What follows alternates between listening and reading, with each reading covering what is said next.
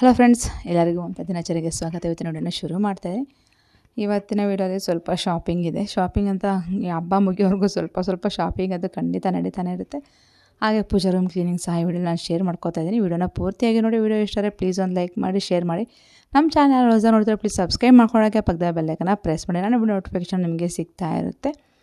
ಇವತ್ತಿನ ವಿಡಿಯೋಲಿ ಫಸ್ಟಿಗೆ ಶಾಪಿಂಗ್ ಹೋಗಿದ್ದೀನಿ. ಸ್ವಲ್ಪ ಗ್ರಾಸ್ ಮ್ಯಾಟ್ ಎಲ್ಲ ಬೇಕಾಗಿತ್ತು. ತುಂಬ ಡಸ್ಟ್ ಆಗಿರೋದ್ರಿಂದ ಕೆಲವೊಂದು ಪ್ಲೇಸಸಲ್ಲಿ ಎಲ್ಲ ನಾನು ಗ್ರಾಸ್ ಮ್ಯಾಟ್ ಹಾಕೋಣ ಅಂತ ಅನ್ಕೋತಾ ಇದ್ದೀನಿ. ಯಾಕಂದರೆ ಗ್ರಾನೈಟ್ ಮೇಲೆ ತುಂಬಾ ಡಸ್ಟ್ ಎತ್ತಿ ಕಾಣಿಸ್ತಾ ಇದೆ. ಎಷ್ಟು ಕ್ಲೀನ್ ಮಾಡಿದ್ರು ಅದು ಕ್ಲೀನ್ ಅಂತ ಅನ್ನಿಸ್ತಾ ಇಲ್ಲ. ರಾತ್ರಿ ಕ್ಲೀನ್ ಮಾಡೋಷ್ಟು ಬೆಳಗ್ಗೆ ಎಷ್ಟೊತ್ತಿಗೆ ಶುರುವಾಗಿರುತ್ತೆ. ಇಲ್ಲ ಬೆಳಗ್ಗೆ ಕ್ಲೀನ್ ಮಾಡಿದ್ರೆ ಸಾಯಂಕಾಲ ಅಷ್ಟಕ್ಕೆ ಮತ್ತೆ ಧೂಳನ್ನು ತುಂಬಾ ತುಂಬ್ಕೊಂಡ್ಬಿಟ್ಟಿದೆ ಮನೆಯೆಲ್ಲ. ಅದಕ್ಕೆ ಕೆಲವೊಂದು ಹತ್ರ ಮಾತ್ರ ನಾನು ಗ್ರಾಸ್ ಮ್ಯಾಟ್ ಹಾಕೋಣ ಅಂತ ಪ್ಲ್ಯಾನ್ ಮಾಡಿದ್ದೆ. ಅದಕ್ಕೋಸ್ಕರ ಎಲ್ಲ ಯಾವ ಮೆಜರ್ಮೆಂಟ್ ಬೇಕು ಅಂತ ಮೆಜರ್ಮೆಂಟ್ಸ್ ಎಲ್ಲ ಬರ್ಕೊಂಡಿದ್ವಿ. ಮೆಜರ್ಮೆಂಟ್ ಮಾಡಿಕೊಂಡು ಅದನ್ನು ಶಾಪಿಂಗ್ ಮಾಡ್ಕೊಳ್ಳೋಕ್ಕೆ ಅಂತ ಹೋಗಿದ್ವಿ. ಇಲ್ಲೇ ಮನೆ ಹತ್ರದಲ್ಲಿರುವಂಥ ಶಾಪಲ್ಲಿ ನಾನು ಮಾಡ್ಕೊಂಡು ಬಂದೆ. ಯಾಕಂದರೆ ಹತ್ರ ಇರುತ್ತಲ್ವ, ಬೇಗ ಆಗುತ್ತೆ ಅಂದ್ಬಿಟ್ಟು. ಯಾಕಂದರೆ ಇವಾಗಂತೂ ಹಬ್ಬ ಕೆಲಸಗಳು ಹತ್ರ ಬರ್ತದಂಗೆ ಸ್ವಲ್ಪ ಟೆನ್ಷನ್ನು, ಸ್ವಲ್ಪ ಕೆಲಸ ಜಾಸ್ತಿ, ಕ್ಲೀನಿಂಗು ಪ್ರತಿಯೊಂದು ಸ್ವಲ್ಪ ಜಾಸ್ತಿನೇ ಇದೆ ಅಂತ ಹೇಳ್ಬೋದು.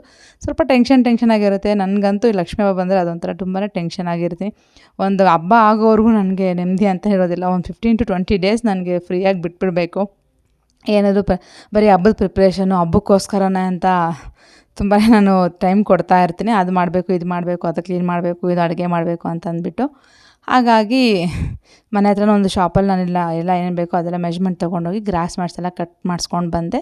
ಅದು ಸಹ ನೈಟಲ್ಲಿ ಹೋಗಿದ್ವಿ. ಇವಾಗ ಬೇರೆ ಮನೇಲಿ ಮಳೆ ಬೇರೆ ಬೀಳ್ತಾನೆ ಇರುತ್ತಲ್ವ, ಸ್ವಲ್ಪ ಜಡಿ ಥರ ಮಳೆ ಬರ್ತಾ ಇರುತ್ತೆ, ಹೋಗ್ತಾನೆ ಇರುತ್ತೆ.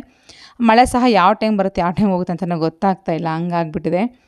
ಅದೆಲ್ಲ ಹಾಗೆ ಮುಗಿಸ್ಕೊಂಡು ಮತ್ತೆ ಆವತ್ತಿನ ರಿಟರ್ನ್ ಮನೆಗೆ ಬಂದಾದಮೇಲೆ ನೆಕ್ಸ್ಟ್ ಡೇ ಇದು ಮಾರ್ನಿಂಗು ಸ್ನಾನ ಮಾಡಿಕೊಂಡು ಫಸ್ಟು ಪೂಜಾ ರೂಮ್ ಡೀಪ್ ಕ್ಲೀನ್ ಮಾಡೋಣ ಅಂತ ಅಂದ್ಕೊಂಡಿದ್ದೀನಿ. ಮ್ಯಾಕ್ಸಿಮಮ್ ಇನ್ನು ಹಾಲ್ ಒಂದಿದೆ ಬ್ಯಾಲೆನ್ಸು, ಮಿಕ್ಕಿದೆಲ್ಲ ಮುಗೀತು. ಫೈನಲಿ ಇದು ಡೀಪ್ ಕ್ಲೀನು, ಪೂಜಾ ರೂಮ್ನ ಡೀಪ್ ಕ್ಲೀನ್ ಮಾಡ್ತಾ ಇರುವಂಥದ್ದು. ನಾನು ಮಂತ್ಲಿ ಹೇಗಿದ್ರು ಡೀಪ್ ಕ್ಲೀನ್ ಮಾಡ್ತೀನಿ. ಆದರೂ ಸಹ ಹಬ್ಬ ಅಂತ ಇದೆಯಲ್ವ, ಅದಕ್ಕೋಸ್ಕರ ಇವಾಗ ಇನ್ನೊಂದು ಸರಿ ಡೀಪ್ ಕ್ಲೀನ್ ಮಾಡೋಣ ಅಂತಂದ್ಬಿಟ್ಟು ಇವಾಗ ಮತ್ತೆ ಡೀಪ್ ಕ್ಲೀನನ್ನು ಶುರು ಮಾಡ್ಕೊಂಡಿದ್ದೀನಿ. ಫಸ್ಟಿಗೆ ಎಲ್ಲ ಫೋಟೋಸ್ ಎಲ್ಲ ತೆಗೆದು ಆಚೆ ಇಟ್ಬಿಡ್ತೀನಿ ನೀಟಾಗಿ. ಯಾಕಂದರೆ ಎಲ್ಲ ಅಡ್ಡ ಇದ್ದರೂ ಕ್ಲೀನ್ ಮಾಡೋಕ್ಕಾಗೋದಿಲ್ಲ. ಡೀಪ್ ಕ್ಲೀನ್ ಅಂದರೆ ಅಷ್ಟೇ ಅಲ್ವಾ, ಫುಲ್ ಎಲ್ಲ ತೆಗೆದು ಆಚೆ ಇಟ್ಬಿಟ್ಟು ಮತ್ತೆ ಕ್ಲೀನ್ ಮಾಡ್ಕೊಬೇಕು. ಆಲ್ರೆಡಿ ಒಳಗಡೆ ಇರುವಂಥ ಡ್ರಯರ್ಸ್ ಒಳಗಡೆ ಏನಿದೆ ಅದೆಲ್ಲ ನಾನು ಕ್ಲೀನ್ ಮಾಡಿ ಮತ್ತೆ ಎಲ್ಲ ಅದನ್ನಾಗೆ ರೀಸ್ಟೋರ್ ಮಾಡ್ಕೊಂಬಿಟ್ಟಿದ್ದೆ ಯಾವಾಗ ಫ್ರೀ ಇದ್ದರೂ ಆವಾಗ. ಯಾಕಂದರೆ ಒಂದೇ ಸರಿ ಎಲ್ಲ ಮಾಡ್ತೀವಿ ಅಂದರೆ ಸ್ವಲ್ಪ ಕಷ್ಟ ಅಂತ ಅನಿಸುತ್ತೆ. ಸ್ವಲ್ಪ ಫ್ರೀ ಟೈಮ್ ಇದ್ದಾಗ ಕೆಲವೊಂದು ಕೆಲಸಗಳನ್ನ ಮಾಡ್ಕೊಂಬಿಟ್ರೆ ಬೇರೆ ಕೆಲಸಗಳು ಮಾಡೋವಾಗ ಸ್ವಲ್ಪ ಆರಾಮ ಅಂತ ಅನ್ನಿಸ್ತಾ ಇರುತ್ತೆ. ನನಗಂತೂ ಅಷ್ಟೇ, ಫ್ರೀ ಟೈಮ್ ಇದ್ದಾಗ ಏನಾರು ಒಂದು ಕ್ಲೀನಿಂಗ್ ಕೆಲಸ ಇರ್ಬೋದು, ಏನೋ ಒಂದು ಅರೇಂಜ್ಮೆಂಟ್ ಮಾಡುವಂಥದ್ದು ಮಾಡ್ಕೊಂಬಿಡ್ತಾ ಇರ್ತೀನಿ. ಮತ್ತು ಬೇರೆ ಟೈಮಲ್ಲಿ ನಾನು ಬೇರೆ ಕೆಲಸಗಳು ಮಾಡ್ಕೋಬೋದು. ಇಲ್ಲ ಒಂದೇ ಸರಿ ಎಲ್ಲ ಮಾಡ್ತೀವಿ ಅಂದರೆ ಸ್ವಲ್ಪ ಕಷ್ಟ ಅಂತ ಅನಿಸುತ್ತೆ. ಅದಕ್ಕೋಸ್ಕರ ಕೆಲವೊಂದು ಪ್ಲ್ಯಾನಿಂಗ್ ಪ್ರಕಾರ ಇವತ್ತಿನ ದಿನ ಈ ಕೆಲಸ, ಆವತ್ತಿನ ದಿನ ಈ ಕೆಲಸ, ಈ ಟೈಮ್ಗೆ ಈ ಕೆಲಸ ಮುಗಿಬೇಕು ಅಂತ ಅಂದ್ಬಿಟ್ಟು ಪ್ಲ್ಯಾನಿಂಗ್ ಮಾಡಿಕೊಂಡೆ ನಾನು ಕ್ಲೀನ್ ಮಾಡುವಂಥದ್ದು. ಇದು ಮಾಮೂಲಿಯಾಗಿ ನಾನು ಮಂತ್ಲಿ ಮಾಡುವಂಥ ಪೂಜಾ ರೂಮ್ ಕ್ಲೀನಿಂಗ್ ಆಗಿರುತ್ತೆ. ಮಂತ್ಲಿ ಇದೇ ರೀತಿಯಾಗಿರುತ್ತೆ. ಯಾಕಂದರೆ ತಿಂಗ್ಳಿಗೆ ಒಂದು ಸರಿ ಕ್ಲೀನ್ ಮಾಡಿ ಅಂದರೆ ಪೂಜಾ ರೂಮ್ ನೋಡೋಕ್ಕಾಗೋದಿಲ್ಲ. ವೈಟ್ ಟೈಲ್ಸ್ ಬೇರೆ ಹಾಕ್ಸಿದ್ದೀನಲ್ವ. ನಾನು ವೈಟ್ ಟೈಲ್ಸ್ ಹಾಕ್ಸಿದ ರೀಸನ್ನೇ ಅದೇನೇ. ಯಾಕಂದರೆ ಏನಾದರೂ ಡಸ್ಟ್ ಆಯಿತು, ಪೂಜೆ ಎಲ್ಲ ನಾವು ಹೊಗೆ ಎಲ್ಲ ಹೋಗಿ ಕುತ್ಕೊತಾ ಇರುತ್ತೆ.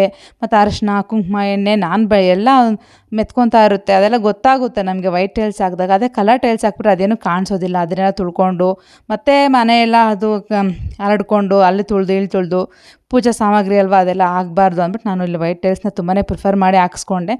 ಎಲ್ಲರೂ ಅಂದರು ಏನಕ್ಕೆ ವೈಟ್ ಹಾಕ್ಸಿದೆ, ತುಂಬಾ ಮೇಂಟೈನ್ ಮಾಡಬೇಕಾಗುತ್ತೆ ಹಂಗೆ ಹಿಂಗೆ ಅಂತ. ಬಟ್ ನನಗೆ ವೈಟ್ ತುಂಬಾ ಒಳ್ಳೇದು ಅಂತ ಅನಿಸುತ್ತೆ. ಯಾಕಂದರೆ ಎಲ್ಲನ ಗಲೀಜಾಗಿದ್ರು, ಧೂಳಾಗಿದ್ರು, ಏನಾದರೂ ಎಣ್ಣೆ ಏನು ಮೆತ್ಕೊಂಡ್ರೆ ನನಗೆ ಗೊತ್ತಾಗ್ತಾ ಇರುತ್ತೆ. ಅವಾಗ ಕ್ಲೀನ್ ಮಾಡ್ಕೋಬೋದು.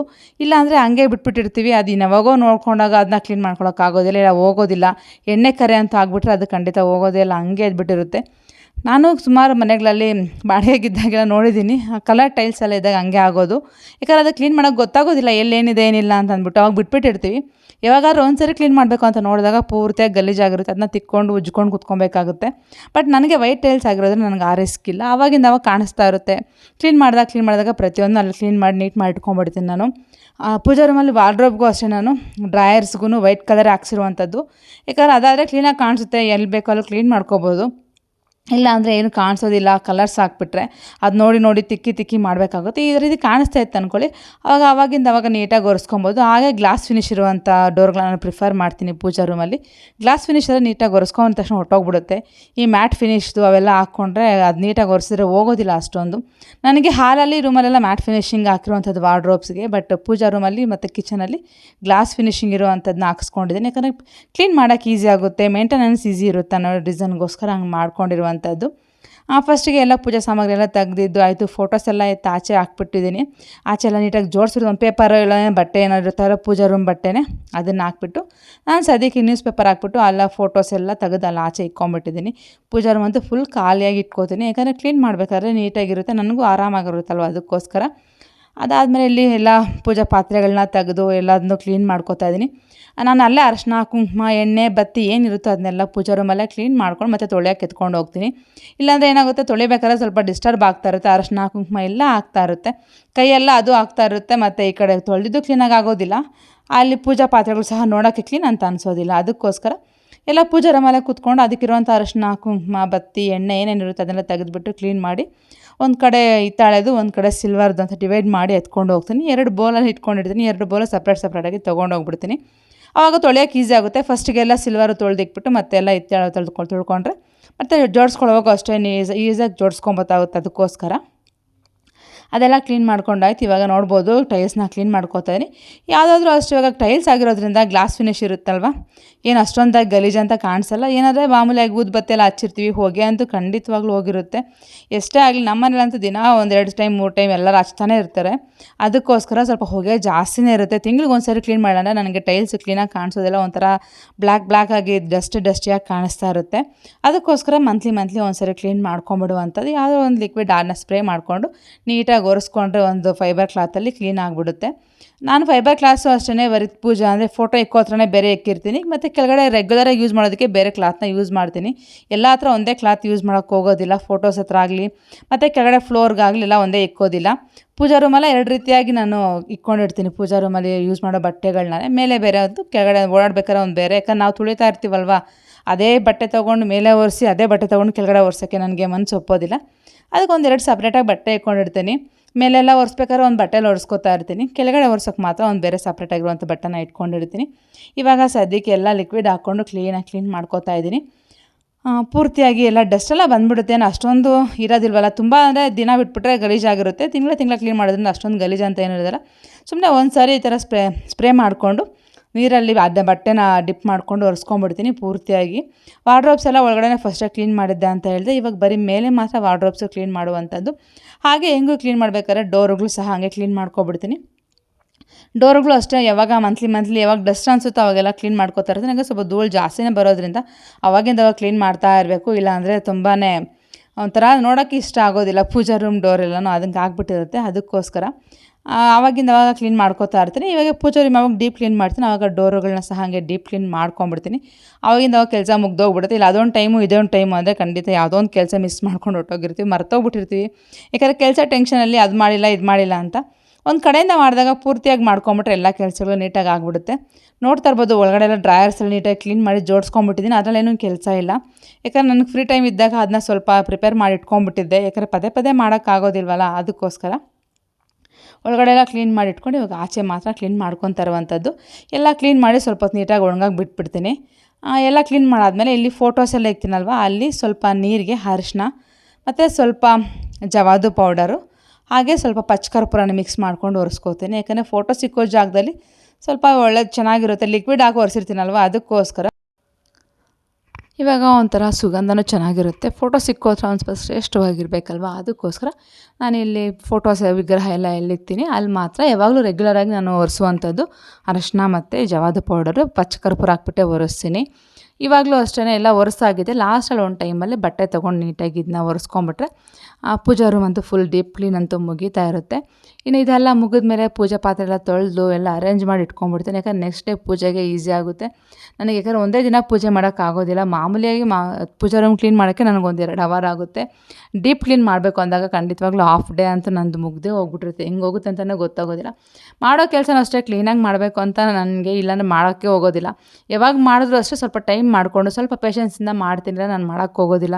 ಯಾಕಂದರೆ ಅರ್ಧಂಬರ್ಧ ಕೆಲಸ ಮಾಡಿ ಬಿಟ್ಟರು ಸಹ ಮನಸ್ಸು ಒಪ್ಪೋದಿಲ್ಲ. ಇದು ಏನಾದ್ರು ಒಂದು ಬಿಟ್ಟಿರ್ತೀವಲ್ವ, ಅದ್ರ ಮೇಲೆ ಮನಸ್ಸು ಹೋಗ್ತಾ ಇರುತ್ತೆ, ಇದು ಬಿಟ್ಬಿಟ್ಟಿದ್ದೀನಿ ಅಂತ ಹೇಳ್ಬಿಟ್ಟು. ಅದಕ್ಕೋಸ್ಕರ ಸ್ವಲ್ಪ ಟೈಮ್ ಮಾಡ್ಕೊಂಡು ನಾನು ಒಂದು ಹಾಫ್ ಡೇ ಟೈಮ್ ಹೋದ್ರೆ ಪರವಾಗಿಲ್ಲ ಅಂದ್ಬಿಟ್ಟು ಒಂದು ತಿಂಗ್ಳಿಗೆ ಒಂದು ಸಾರಿ ಡೀಪಾಗಿ ಕ್ಲೀನ್ ಮಾಡ್ಕೊಂಬಿಟ್ರೆ ಪೂಜಾ ರೂಮ್ ಮಾತ್ರ ತಿಂಗಳು ಪೂರ್ತಿ ನೀಟಾಗಿರುತ್ತೆ ಅಂತಲೇ ಹೇಳ್ಬೋದು. ನೋಡೋಕ್ಕೂ ಚೆನ್ನಾಗಂತ ಅನಿಸುತ್ತೆ. ಡೀಪ್ ಕ್ಲೀನ್ ಮಾಡಿದ್ಮೇಲೆ ಪೂಜೆ ಮಾಡಿದ್ರೆ ಅದಕ್ಕೂ ಸಹ ಒಂಥರ ಕಳೆನೇ ಚೇಂಜ್ ಆಗಿಬಿಡುತ್ತೆ ಅಂತಲೇ ಹೇಳ್ಬೋದು. ಇವಾಗ ನಾವೆಲ್ಲ ಫೋಟೋ ಸಿಗ್ತೀನಿ ಎಲ್ಲ ಕ್ಲೀನ್ ಮಾಡ್ಕೋತೀನಿ. ಫೋಟೋ ಸಿಕ್ಕಕ್ಕೆ ಮಾತ್ರ ನಾನು ಇಲ್ಲಿ ಮೆರೂನ್ ಕಲರ್ನ ಪ್ರಿಫರ್ ಮಾಡಿರುವಂಥದ್ದು ಗ್ರಾನೈಟು. ಯಾಕಂದರೆ ಫೋಟೋ ಸಿಕ್ಕೋದ್ರೆ ಏನು ಅಷ್ಟೊಂದು ಗಲೀಜು ಆಗೋದಿಲ್ಲ. ಈ ಧೂಳೆಲ್ಲ ಹೋಗಿ ಕೂತ್ಕೊಂಡು ಫೋಟೋಸೆಲ್ಲ ಕೂತಿರುತ್ತೆ. ಬಟ್ ಡಿಫ್ರೆನ್ಸ್ ಗೊತ್ತಾಗಬೇಕು. ವೈಟ್ ಎಲ್ಲ ಫುಲ್ಲೇ ವೈಟ್ ಬೇಡ ಅಂದ್ಬಿಟ್ಟು ಸ್ವಲ್ಪ ಅಲ್ಲಿ ಮಾತ್ರ ಒಂದು ಸ್ವಲ್ಪ ರೆಡ್ ಕಲರ್ ಟೈಲ್ಸ್ನ ಹಾಕ್ಸ್ಕೊಂಡಿರುವಂಥದ್ದು ಫೋಟೋ ಸಿಕ್ಕೋ ಜಾಗದಲ್ಲಿ. ಸ್ವಲ್ಪ ಕಾಂಬಿನೇಷನ್ ಇರಲಿ ಅಂತ ಹೇಳಿದ್ರು ಎಲ್ಲರೂ. ಅದಕ್ಕೋಸ್ಕರ ಅಲ್ಲಿ ಮಾತ್ರ ಚೇಂಜ್ ಮಾಡಿಕೊಂಡೆ. ಅದಾದಮೇಲೆ ಮಿಕ್ಕಿದ್ದೆಲ್ಲ ನೋಡ್ಬೋದು. ಮ್ಯಾಕ್ಸಿಮಮ್ ವೈಟ್ ಕಲರೇ ತುಂಬಾ ಇದೆ ನನ್ನ ಪೂಜಾ ರೂಮಲ್ಲಿ. ಆದ್ದರಿಂದ ನನಗೆ ಈಸಿ ಅಂತಲೇ ಹೇಳ್ಬೋದು ಆ್ಯಕ್ಚುಲಿ. ಯಾಕಂದರೆ ಯಾವಾಗಿಂದ ಅವಾಗ ಕ್ಲೀನ್ ಮಾಡ್ಕೋತಾ ಇರ್ತೀನಿ. ಇಲ್ಲ ಅಂದರೆ ಎಲ್ಲ ಹಂಗೆ ಇಟ್ಕೊಂಡು ಒಂದೇ ಸರಿ ಕ್ಲೀನ್ ಮಾಡಬೇಕು ಅಂದರೆ ತುಂಬ ಹಿಂಸೆ ಆಗಿಬಿಡುತ್ತೆ. ಎಷ್ಟೊತ್ತು ತಿಕ್ಕಿ ಉಜಿದ್ರೂ ಹೋಗೋದಿಲ್ಲ. ಬಟ್ ಇವಾಗ ನನಗೆ ಹಂಗಿರೋದಿಲ್ಲ. ಸ್ವಲ್ಪ ಏನಾದ್ರು ಲಿಕ್ವಿಡ್ ಸ್ಪ್ರೇ ಮಾಡ್ಕೊಂಡು ಒರೆಸ್ಕೊಂಬಿಟ್ರೆ ಕ್ಲೀನ್ ಆಗಿಬಿಡುತ್ತೆ. ಪೂಜಾ ರೂಮ್ ಸಹ ಅಷ್ಟೇ ಫಳ ಅಂತ ಇರುತ್ತೆ ಖಂಡಿತವಾಗ್ಲೂ. ನೋಡೋಕ್ಕೂ ಒಂಥರ ಚೆನ್ನಾಗಂತ ಅನಿಸ್ತಾ ಇರುತ್ತೆ ವೈಟ್ ಟೈಲ್ಸ್ ಇದ್ದಾಗ. ಬಟ್ ಡಾರ್ಕ್ ಕಲರ್ಸ್ ಹಾಕಿದಾಗ ಏನೋ ಪೂಜಾ ರೂಮ್ ಸ್ವಲ್ಪ ಡಲ್ ಅಂತ ಅನಿಸುತ್ತೆ ನನಗೆ. ಅದಕ್ಕೋಸ್ಕರ ಸ್ವಲ್ಪ ಲೈಟ್ ಕಲರ್ಸ್ ನಾನು ತುಂಬ ಪ್ರಿಫರ್ ಮಾಡುವಂಥದ್ದು. ಇವಾಗ ಒಳಗಡೆ ಎಲ್ಲ ಕ್ಲೀನ್ ಮಾಡಿದ್ದಾಗಿದೆ. ಇನ್ನು ಆಚೆ ಲೋಟಸ್ ಎಲ್ಲ ಇತ್ತಲ್ಲ, ಇದು ಬಂದು ಬ್ರಾಸ್ ಲೋಟಸ್ಸು. ಅವಾಗ ಇದೇ ಲೋಟಸ್ ಬೇಕು ಅಂತ ನಾನು ಆರ್ಡ್ರ್ ಕೊಟ್ಟು ಮಾಡಿಸ್ಕೊಂಡಿದ್ದೆ, ತುಂಬ ಇಷ್ಟ ಬಿದ್ದು. ಬಟ್ ತುಂಬ ವರ್ಷಕ್ಕೆಲ್ಲ ಹೋಗೋದಿಲ್ಲ. ಯಾಕಂದರೆ ಅದು ಹಿಂದೆಗಡೆ ವುಡ್ಡಿಗೆ ಇದನ್ನ ಫಿಕ್ಸ್ ಮಾಡಿರೋದ್ರಿಂದ ಅದಕ್ಕೇನು ಲಿಕ್ವಿಡ್ಡು ಏನು ಹಾಕ್ತೀವೋ ಅದೆಲ್ಲ ವುಡ್ಡು ಹೋಗಿ ಸೇರ್ಕೋತಾ ಇರುತ್ತಲ್ಲ, ವುಡ್ ಸಹ ಹಾಳಾಗ್ಬಿಡುತ್ತೆ. ಅದಕ್ಕೆ ಯಾವಾಗ ಟೈಮ್ ಅಂದರೆ ಯಾವಾಗ ನಂಗೆ ತುಂಬ ಗಲೀಜು ಅಂತ ಅನಿಸುತ್ತೆ, ಇಲ್ಲಾಂದರೆ ಹಬ್ಬಗಳು ಆ ಥರ ರೇರಾಗಿ ಯೂಸ್ ಮಾಡಿದ್ರೆ ರೇರಾಗಿ ಕ್ಲೀನ್ ಮಾಡುವಂಥದ್ದು. ತುಂಬಾ ರೇರಾಗಿ ಒಂದು 3 ತಿಂಗಳಿಗೋ 4 ತಿಂಗಳಿಗೋ ಒಂದು ಸರಿ ಕ್ಲೀನ್ ಮಾಡ್ತೀನಿ. ಪದೇ ಅಂತ ನಾನು ಕ್ಲೀನ್ ಮಾಡೋಕ್ಕೆ ಹೋಗಿದ್ದೀನಿ. ನಾನು ಸ್ಪೆಷಲ್ ಹಬ್ಬಗಳು ಅಂತ ಬಂದಾಗ ಕ್ಲೀನ್ ಮಾಡ್ತಾಯಿದ್ದೀನಿ. ಇವಾಗ ಮಾಡ್ತಾಯಿದ್ದೀನಿ. ಇನ್ನು ಇದಾದಮೇಲೆ ನಾನು ಮಾಡಿದ್ರೆ ನೆಕ್ಸ್ಟ್ ದೀಪಾವಳಿ ಆ ಟೈಮಲ್ಲಿ ಮಾಡ್ಕೋತೀನಿ ಅಷ್ಟೇ. ತುಂಬ ಏನು ಮಾಡೋಕ್ಕೆ ಹೋಗೋದಿಲ್ಲ. ಯಾಕಂದರೆ ವುಡ್ ಸಹ ಹಾಳಾಗಬಾರ್ದು. ಅದಕ್ಕೂ ಸಹ ನಾವು ಹುಷಾರಾಗಿ ನೋಡ್ಕೊಬೇಕಲ್ವ. ಯೂಸ್ ಮಾಡೋದಕ್ಕಿಂತ ಹೆಚ್ಚಾಗಿ ಅದನ್ನು ಸಹ ಹುಷಾರು ನೋಡಬೇಕು. ಅವು ಡ್ಯಾಮೇಜ್ ಆದರೂ ಮತ್ತೆ ನೋಡೋಕ್ಕೂ ಅಷ್ಟೊಂದು ಅಂದ ಚೆಂದ ಅಂತ ಇರೋದಿಲ್ಲ. ಆ ರೀಸನ್ಗೋಸ್ಕರ ಫಸ್ಟು ಒಂದು ಲಿಕ್ವಿಡ್ ಎಲ್ಲ ಹಾಕ್ಕೊಂಡು ನೀಟಾಗಿ ಸ್ಪ್ರೆಡ್ ಮಾಡಿಕೊಂಡು ಅದನ್ನು ಕ್ಲೀನಾಗಿ ಒರೆಸ್ಕೊಂಡ್ಬಿಡ್ತೀನಿ. ಒರೆಸಾದ್ಮೇಲೆ ಒಂದು ಡ್ರೈ ಕ್ಲಾತ್ ತೊಗೊಂಡು ಅದನ್ನು ಒದ್ದೆ ಏನೇನಿರುತ್ತೆ ತೇವಾಂಶ ಅದನ್ನೆಲ್ಲ ನೀಟಾಗಿ ಒರೆಸ್ಕೊಂಬಿಟ್ರೆ ಆ ಲೋಟ ಸಹ ಕ್ಲೀನ್ ಆಗುತ್ತೆ. ನೋಡ್ತಾ ಇರ್ಬೋದು ಲೋಟಸ್ ಕಲರೇ ಚೇಂಜ್ ಆಗೋಯಿತು. ಮುಂಚೆ ಇರೋದಕ್ಕೂ ಇವಾಗ ಒರೆಸ್ತಾ ಇರೋದಕ್ಕೂ ಫುಲ್ ಕಲರ್ ಚೇಂಜ್ ಆಗೋಯಿತು ಅಂತಲೇ ಹೇಳ್ಬೋದು. ಯಾವ ಲಿಕ್ವಿಡು ಇಲ್ಲ ಪೀತಾಂಬರಿ ಪೌಡ್ರು ಏನಿದ್ರೆ ಅದನ್ನು ಹಾಕಿ ಒರೆಸ್ಕೊಂಡು ಕ್ಲೀನ್ ಮಾಡ್ಕೋತಾ ಇರ್ತೀನಿ. ನಾನು ಅದೇ ಇದೆ ಅಂತ ಏನು ಅನ್ಕೊಳ್ಳೋಕೆ ಹೋಗೋದಿಲ್ಲ. ಯಾಕಂದರೆ ಯಾವುದಾಗಲಿ ನಾವು ಕ್ಲೀನ್ ಮಾಡೋದ್ರ ಮೇಲೆ ಡಿಪೆಂಡ್ ಆಗಿರುತ್ತೆ. ಒಂದೊಂದು ಸಾರಿ ಕೆಲವೊಂದು ಸರಿ ಹಂಗೆ ಅನ್ಕೋತೀನಿ ನಾನು. ಯಾಕಂದರೆ ಕೆಲವೊಂದು ಚೆನ್ನಾಗಿರೋ ಲಿಕ್ವಿಡ್ಸ್ ಯೂಸ್ ಮಾಡ್ರೂ ನೀಟಾಗಿ ಕ್ಲೀನ್ ಆಗೋದಿಲ್ಲ. ಬಟ್ ಕೆಲವೊಂದು ಸರಿ ನಾವು ಪೀತಾಂಬರಿ ಪೌಡ್ರ್ ಹಾಕಿ ಒರೆಸ್ರೇ ಕ್ಲೀನ್ ಆಗಿರುತ್ತೆ ಕೆಲವೊಂದು ವಸ್ತುಗಳು. ಇವಾಗ ಸದ್ಯಕ್ಕೆ ಎಲ್ಲ ನಾನು ಲಿಕ್ವಿಡ್ ಹಾಕಿನೇ ಒರೆಸ್ಕೋತಾ ಇದ್ದೀನಿ. ನೀಟಾಗೆಲ್ಲ ಡೋರ್ಗಳಿರ್ಬೋದು, ವಾಸ್ಕಾಲು ಪ್ರತಿಯೊಂದು ಒರೆಸಿದ್ದಾಯಿತು. ಅಂದರೆ ಪೂಜಾ ರೂಮ್ ಫುಲ್ ರೆಡಿ ಇದೆ. ಇನ್ನು ಹೇಗಿದ್ದರೂ ಶ್ರಾವಣ ಬೇರೆ ಶುರುವಾದಾಗೆ ನಾನು ಇದನ್ನು ಕ್ಲೀನ್ ಮಾಡ್ಕೊಂಬಿಟ್ಟಿದ್ದೆ. ಬಟ್ ವೀಡಿಯೋ ಸ್ವಲ್ಪ ಲೇಟ್ ಆಯಿತು ಅಂತಲೇ ಹೇಳ್ಬೋದು. ಯಾಕಂದರೆ ಕೆಲಸಗಳು ಜಾಸ್ತಿ ಇರೋದ್ರಿಂದ ಸ್ವಲ್ಪ ಅರೇಂಜ್ ಮಾಡ್ಕೊಳ್ಳೋದು ಸ್ವಲ್ಪ ಲೇಟ್ ಆಗ್ತದೆ. ವೀಡಿಯೋಸ್ ಎಡಿಟ್ ಮಾಡೋಕ್ಕೆ ಸ್ವಲ್ಪ ಟೈಮ್ ತೊಗೋತಾ ಇದೆ ನನಗೆ. ಇವಾಗ ಫೈನಲಾಗಿ ಪೂಜಾ ರೂಮ್ ಅಂತೂ ಫುಲ್ ಕ್ಲೀನ್ ಆಗಿದೆ. ಇನ್ನು ಪೂಜಾ ಪಾತ್ರೆ ಎಲ್ಲ ತೊಳ್ಕೊಬೇಕು. ತೊಳ್ಕೊಂಡೆಲ್ಲ ಅರೇಂಜ್ ಮಾಡ್ಕೊಂಡು ನೆಕ್ಸ್ಟ್ ಡೇ ಪೂಜೆಗಂತೂ ರೆಡಿ ಆಗೋಗಿರುತ್ತೆ ನನ್ನ ದೇವ್ರ ಮನೆ. ಇವತ್ತು ನೈಟ್ ಒಳಗಡೆ ಇಷ್ಟೊಂದು ಕೆಲಸನ ಮುಗಿಸ್ಕೊಂಬಿಟ್ಟಿರ್ತೀನಿ. ನಾಳೆ ಬೆಳಗ್ಗೆ ಆರಾಮಾಗಿ ನಾನು ಪೂಜೆ ಮಾಡ್ಕೊಳ್ಳುವಂಥದ್ದು. ನೆಕ್ಸ್ಟ್ ಡೇ ಮಾರ್ನಿಂಗು ಪೂಜೆ ಸಹ ಆಗಿದೆ. ವೀಡಿಯೋ ಸಹ ಇಲ್ಲಿಗೆ ಎಂಡ್ ಮಾಡ್ತೀನಿ. ವೀಡಿಯೋ ಎಲ್ಲರಿಗೂ ಇಷ್ಟ ಆಗಿದೆ ಅಂತ ಅನ್ಕೋತೀನಿ. ಇಷ್ಟ ಆದರೆ ಪ್ಲೀಸ್ ಒಂದು ಲೈಕ್ ಮಾಡಿ, ಶೇರ್ ಮಾಡಿ. ನಮ್ಮ ಚಾನಲ್ ಯಾರು ಹೊಸದಾಗಿ ನೋಡ್ತಾರೆ ಪ್ಲೀಸ್ ಸಬ್ಸ್ಕ್ರೈಬ್ ಮಾಡ್ಕೊಂಡು ನೋಡಿ. ಹಾಗೆ ಪಕ್ಕದ ಬೆಲ್ ಐಕನ್ನ ಪ್ರೆಸ್ ಮಾಡಿ ನಾನು ವೀಡಿಯೋ ನೋಟಿಫಿಕೇಷನ್ ನಿಮ್ಗೆ ಸಿಗುತ್ತೆ. Thank you so much for watching. Take care. Bye.